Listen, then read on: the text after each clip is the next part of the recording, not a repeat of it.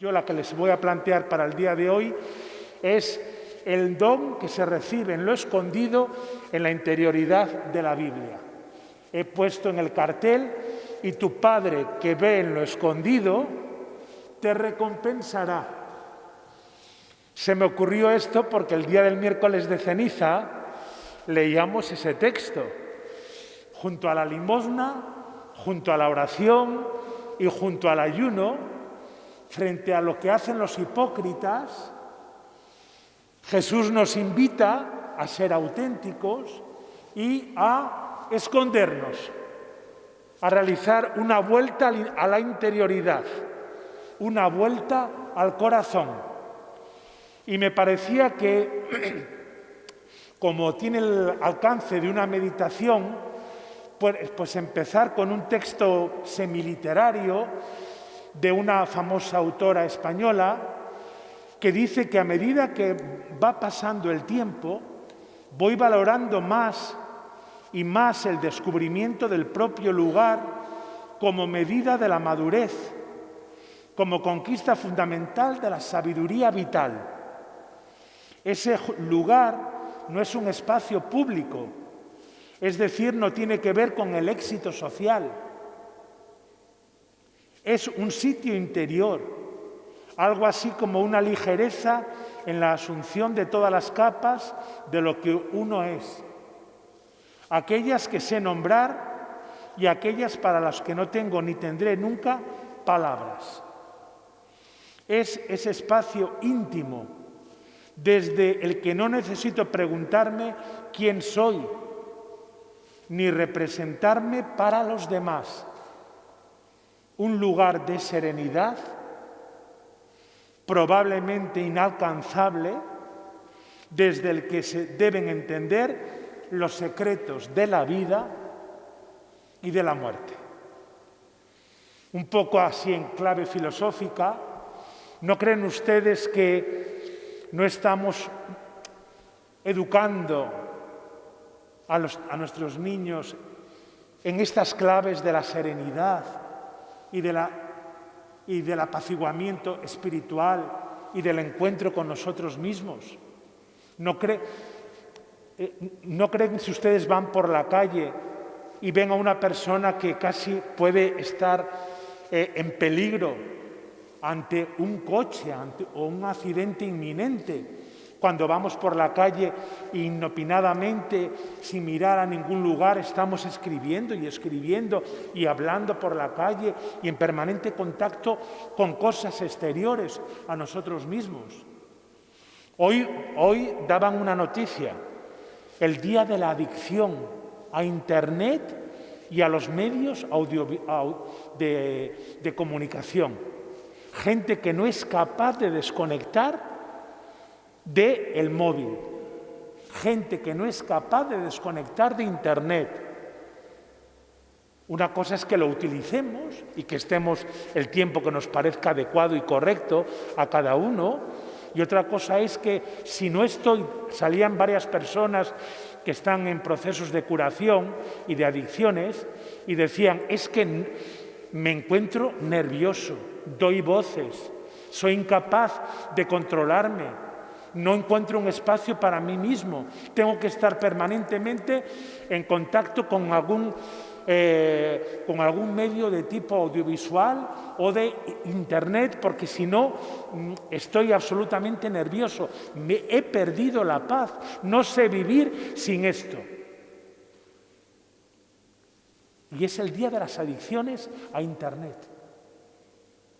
Una cosa es que lo utilicemos, pero cuando yo necesito estar en permanente contacto con esto, ¿no creen ustedes que estos espacios de interioridad son más necesarios que nunca? Yo a veces digo, ojalá tiráramos los móviles y solamente los utilizáramos para aquellas cosas que fueran realmente necesarias. Creo que este texto, de ese lugar de serenidad, dice probablemente inalcanzable. Yo creo que también esto es un espacio para ir consiguiendo en la vida poco a poco, inalcanzable, dice esta autora, desde el que deben entenderse los secretos de la muerte y de la vida. Difícilmente podemos descubrir la vida sin descubrirnos a nosotros mismos. Yo ignoro si la autora de estas palabras ha leído alguna vez el Sermón del Monte en el Evangelio de Mateo, y más bien me inclino a pensar que no, que esta señora que ha escrito este texto tan bonito y tan bien tramado en las palabras de lo que nos ha querido decir, probablemente, yo creo que no, probablemente no ha leído el Sermón del Monte, y en todo caso resulta significativo su coincidencia con el texto que os voy a leer ahora. Cuando oréis, no seáis como los hipócritas, porque les gusta plantarse de pie para orar en las sinagogas y en las esquinas de las plazas, para hacerse ver por la gente. Os digo que ya han conseguido su recompensa. Tú, en cambio, cuando vayas a orar, entra en tu aposento y cerrando la puerta, ora a tu Padre que está en lo escondido, y tu Padre que mira en lo escondido te devolverá, te lo devolverá. Esto mismo que se dice, amigos, de la oración, se dice también de la limosna.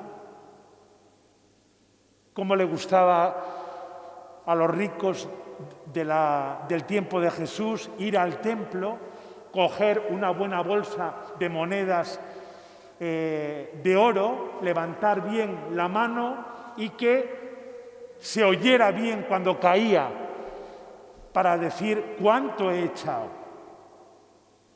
Cuando demos limosna, dice Jesús, lo mismo, que tu mano derecha no sepa lo que hace tu mano izquierda. Cuando ores, cuando des limosna y cuando ayunes. Cuando ayunes. Frente a esos que desfiguran la cara para hacer ver que están en ayuno, que se ponen en no sé qué lugares, frente a tanta hipocresía, Jesús nos invita a lo escondido. Y tu Padre, que ve en lo escondido, te recompensará. Yo me voy a centrar solo, amadísimos hermanos, en el apartado de la oración. Y aquí aparecen, si se dan cuenta, escenarios contrapuestos. Uno es exterior y en plural, que incluye lugares religiosos y profanos.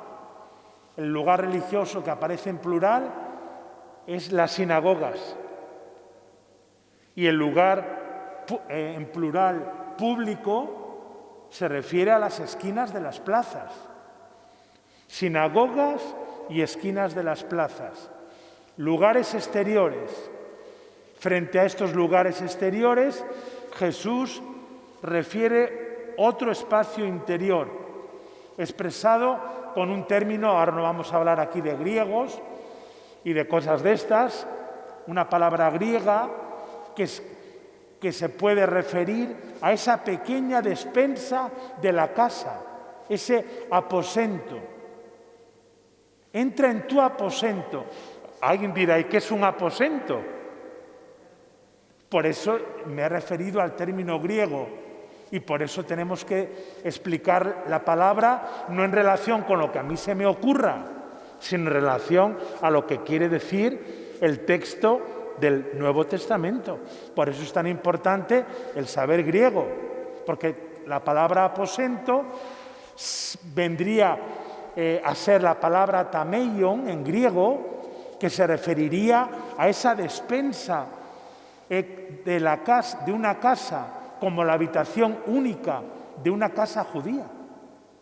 En una casa judía el espacio prácticamente era único. Ese tameion, esa despensa, ese aposento, ese es el lugar al que Jesús hace referencia.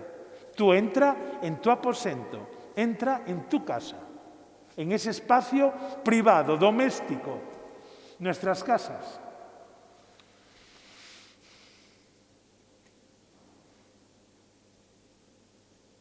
Otro contraste que Jesús pone intencionalmente, hay como dualismos de palabras que están puestas en contraste.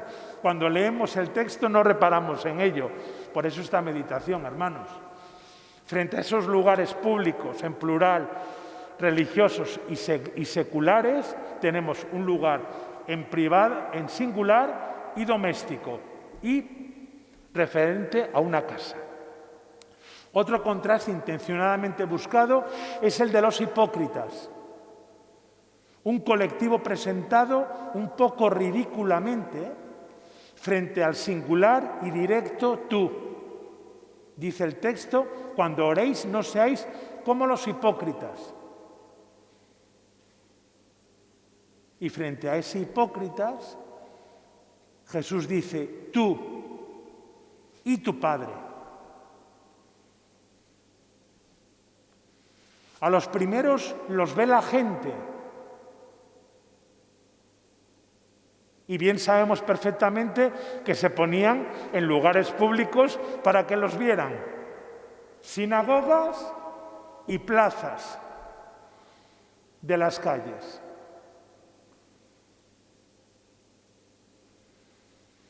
A los primeros los ve la gente. Al verdadero destinatario de la enseñanza, a ti, a mí, a ti solo te ve el Padre.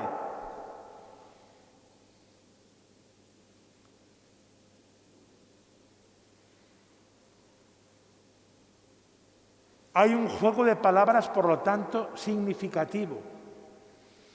Y es curioso, porque a lo mejor tampoco caemos en la cuenta, pero las palabras nos ayudan a entender cosas. Es curioso el término hipócrita, en ese verbo, en esa palabra, mejor dicho, está la palabra cripto,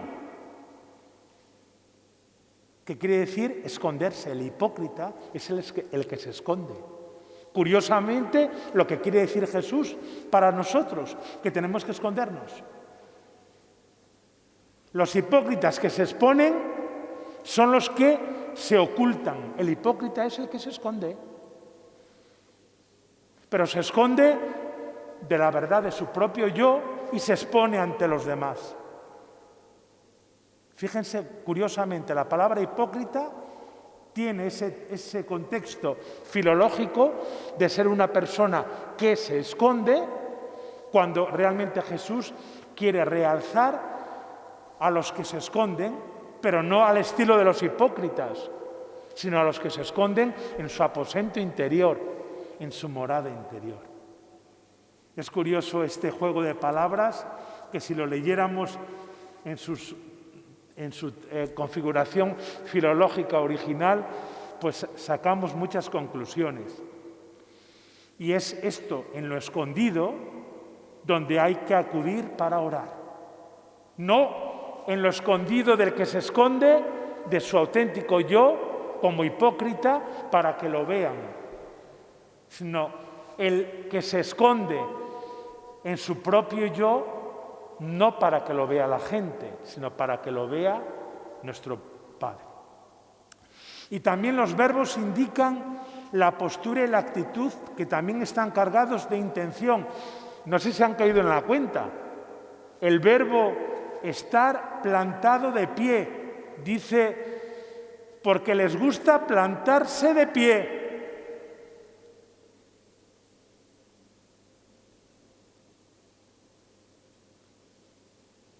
Una postura que yo diría que es un poco desafiante. Cuando tú te pones de pie frente a alguien, cuidado. Es una postura desafiante. Plantarse de pie frente a otro verbo, entrar. Frente a los que se plantan de pie para que los vea la gente, Jesús a sus amigos les dice, entra en tu aposento, entra en ese tameion, en esa casa, en esa sala única de tu casa y escóndete. Entra. Frente a estar de pie, entrar. Este estar de pie de los hipócritas, Jesús sabía muy bien cómo oraban. me he centrado en el apartado solo de la oración, porque no quiero comentar otro texto, porque no nos da tiempo a ello. Es curioso que en la parábola de los que van a orar, del fariseo y del publicano, el fariseo, dice el texto, oraba de pie y delante, para que lo vieran bien. Y además ora delante de Dios en los términos que todos sabemos de esa parábola. Yo no soy como los demás, hago esto, hago lo otro, hago lo otro, hago lo otro, y menos como ese que está al fondo.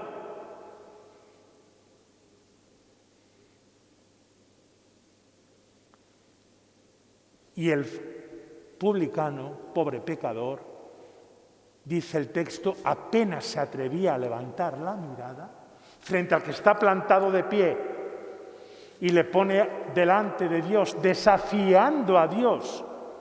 He hecho esto, he hecho esto, he hecho esto, he hecho esto. Nos encontramos con el pobre publicano que ni se atreve a levantar la mirada a Dios, que se pone al fondo donde nadie lo ve. Y Jesús dice, os aseguro que ese fue a su casa justificado y el otro volvió como entró.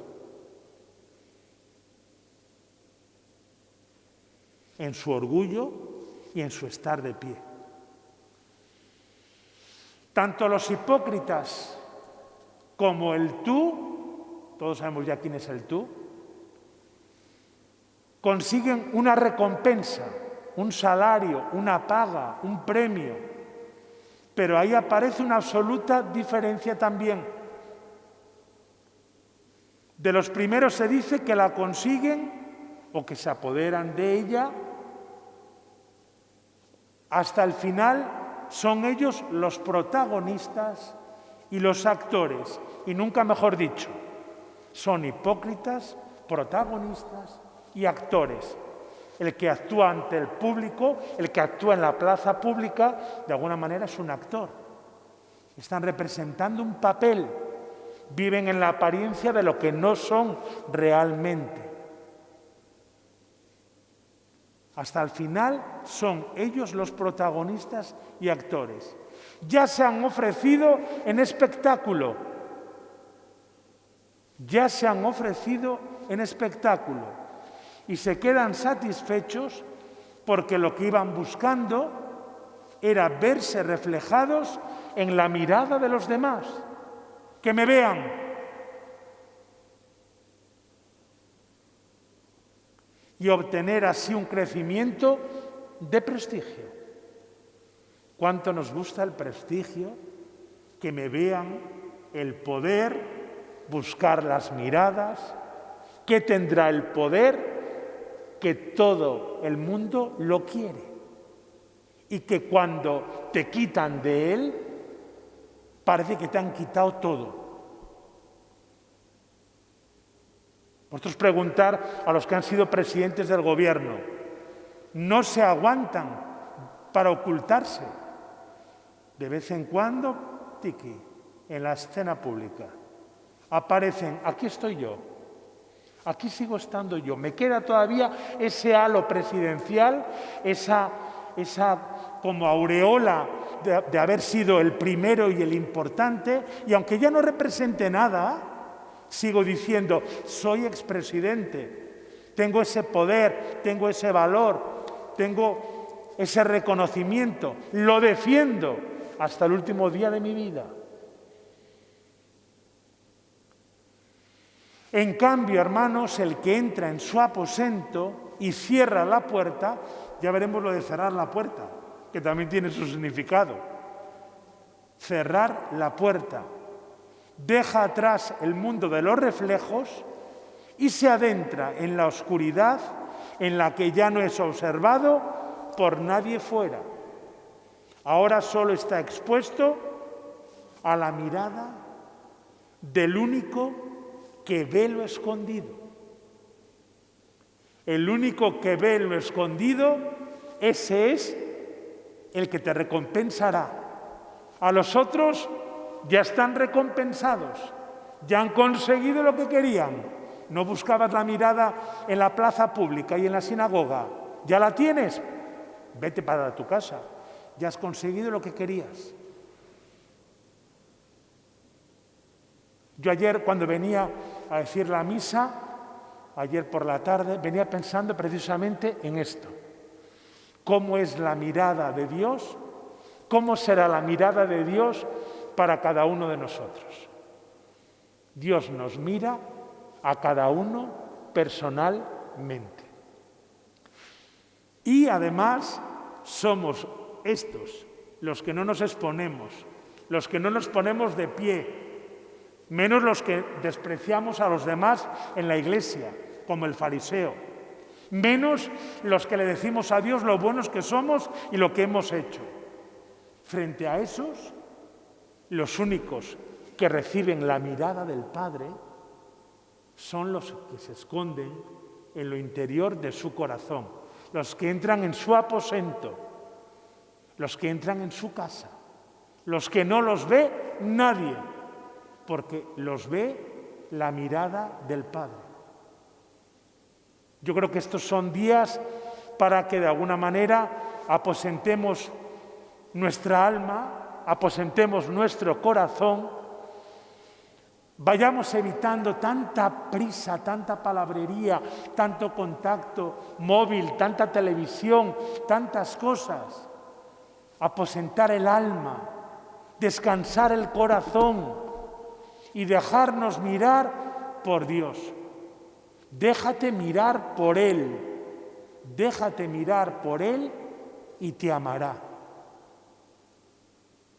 Este es el fruto de la oración, dejarnos mirar por Dios. Santa Teresa habla de entrar en las moradas, entrar en el castillo interior, entrar en el aposento. Y esa es la mirada del amor, la mirada de amor. San Juan de la Cruz, por ejemplo, dice que bien sé yo que la fonte mana y corre aunque es de noche. Aunque es de noche, el alma se despierta enamorada para el encuentro con el Señor.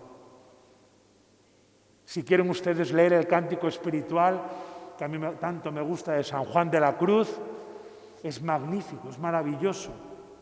Es esa mirada de Dios que nos mira y que el hombre permite que Dios le vea, y cuando uno se adentra por estos caminos de la aventura espiritual del corazón, yo me encuentro con la mirada de Dios y Dios se hace accesible a mi propia mirada.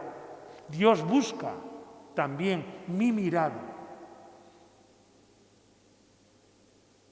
Yo creo que este es el cristianismo, encontrarnos en esa mirada de complicidad con el amado.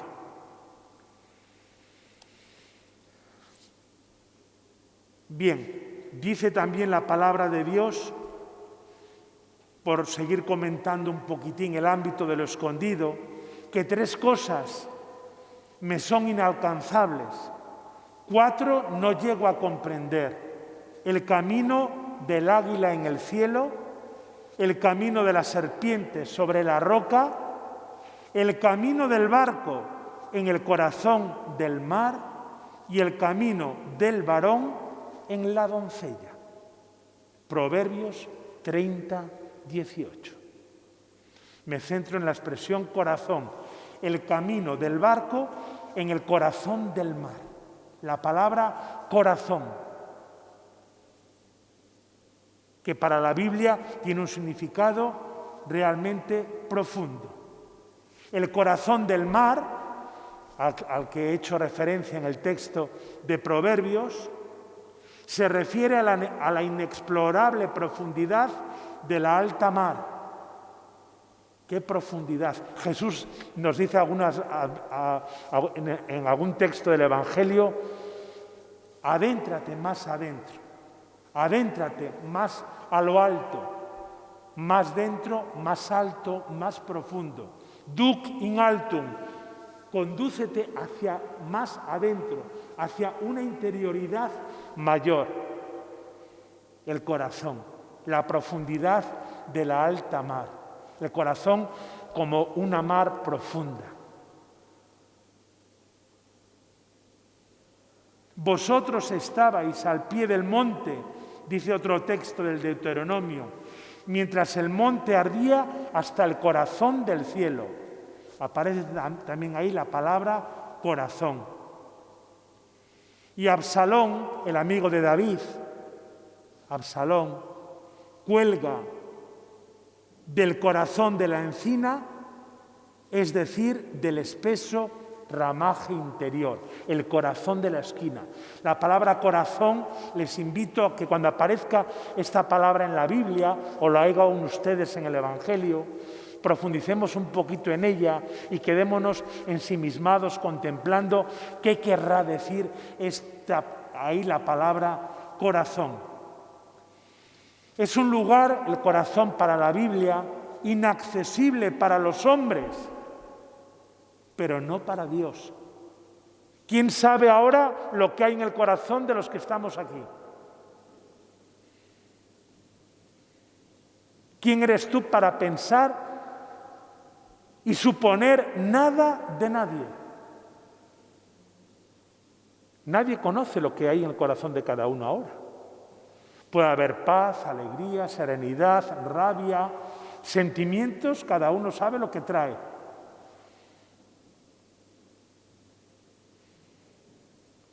El corazón solo es accesible a Dios. Los hipócritas, esos que se exponen para ser vistos, ¿qué ve la gente de ellos? ¿Su corazón? No. Y si lo vemos, vemos su falsedad y su apariencia.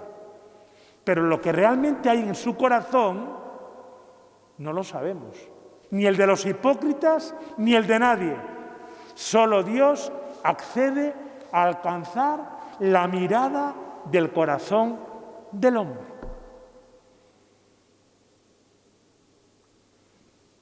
Ante Él están patentes, dice el Proverbios, incluso el Seol y el reino de los muertos. Cuánto más los corazones de los hijos de los hombres. Proverbios 15:11. O 1 Samuel, no te fijes en su aspecto ni en su estatura. Cuando Dios elige, el profeta Samuel elige a David. No te fijes en su postura ni en su aspecto exterior. El padre empieza a decirle el hijo primogénito, el más alto, el más fuerte, el más potente, el más importante de sus hijos. Dice, no, al final dice, me queda uno que está guardando las ovejas, uno pequeñito. A ese, dice Samuel, vete y llámale porque a ese le ha elegido el Señor. Hasta el padre se olvidaba del pequeño. Ya saben que los pequeños en la cultura judía no contaban para nada. No te fijes, dice Samuel, en el aspecto ni en la estatura elevada. El hombre mira lo que está a los ojos, mientras que Yahvé se fija en el corazón. Es la sede de los deseos ocultos, no expresados. ¿Quién sabe lo que siente cada uno ahora en el corazón? ¿Cuáles son los sentimientos del corazón que yo tengo ahora? Lo sabe cada uno. Dice el Salmo 21, le has cumplido el deseo de su corazón, no le has negado lo que pidieron sus labios. Y Salomón le pide a Yahvé un corazón que escuche. Salomón le pide a Yahvé un corazón que escuche. Está pidiendo que el mundo no sea mudo para él, sino que le resulte inteligible. Un corazón que escuche al mundo. Hermanos, esto es muy importante. Un corazón que escuche al mundo, a la naturaleza, al cosmos, a toda la realidad creada un corazón que sea capaz de ponerse en sintonía con el alma del mundo, con el alma cósmica y con el alma de cada ser vivo que está en el corazón de cada persona. Escuchar el alma cósmica, escuchar el alma de cada uno de las personas con las que convivimos, ponernos en sintonía personal, que es en el fondo la amistad, sino un compatibilizar la relación de corazón a corazón. ¿Cómo define Santa Teresa de Jesús la oración? Estar mucho tiempo y muchas veces a solas con quien sabemos que nos ama. ¿Y cómo comprendo yo esa empatía de corazón a corazón? A través de los sentimientos del corazón de Dios que entran en compatibilidad, en sintonía con mis propios sentimientos. Y hermanos, también el corazón es el órgano de la voluntad, de los planes, de las decisiones, de las intenciones. Ahí reside todo. Ahí decido cambiar o decido permanecer o estar como a mí me dé la gana.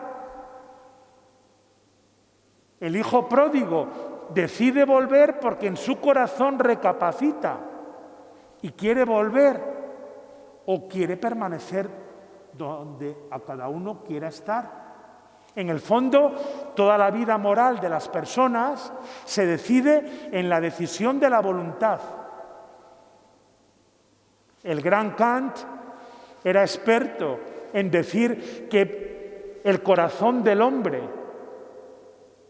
la voluntad y la razón humana, la dignidad del hombre está en el reino de los fines. El hombre es capaz, por su propia voluntad y razón, de definirse a sí mismo en virtud de lo que él piensa y de lo que él es. Pertenece al reino de los fines, el mundo de la moral. Somos capaces de decidir y estamos decidiendo en cada momento lo que vamos siendo capaces de decidir. No vale decir a la gente, porque estamos viviendo no en un mundo precisamente muy establecido moralmente. Mucha gente te dice, no, es que esto lo he hecho y no me daba cuenta de lo que hacía. Es que no sabía muy bien lo que hacía. ¿Cómo que no sabes lo que haces? Pero tú entonces, ¿quién eres? Tenemos todos deseos, tenemos voluntad, tomamos decisiones, somos capaces de elegir y vamos entrando en esa dimensión metafísica de la vida que nos hace capaces de decidir y de tomar decisiones, de ver fines y de encaminarnos racionalmente hacia metas que yo voy autorrealizando, voy siendo capaz de tomar esas decisiones. Y dice David, tu siervo ha encontrado su corazón para orar en tu presencia. Orar en tu presencia, dice David. Para mí, uno de los corazones más hermosos que hay en el Antiguo Testamento. Uno de los grandes hombres de la Biblia. Por cierto, David está enterrado, según lo que se supone o puede decir la historia, está enterrado en estos momentos, su sepulcro, el del rey David, hasta donde la historia lo puede acreditar, justo debajo del lugar de la última cena. Los que habéis ido por Tierra Santa, sabéis a qué me refiero. Usted lo puede confirmar por lo que veo. El sepulcro del rey David está hoy debajo de donde tuvo lugar la última cena.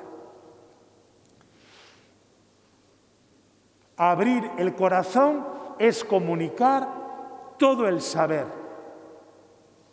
En el corazón reside toda la sabiduría, lo que nos pone en sintonía con Dios, con el cosmos y con todo lo demás.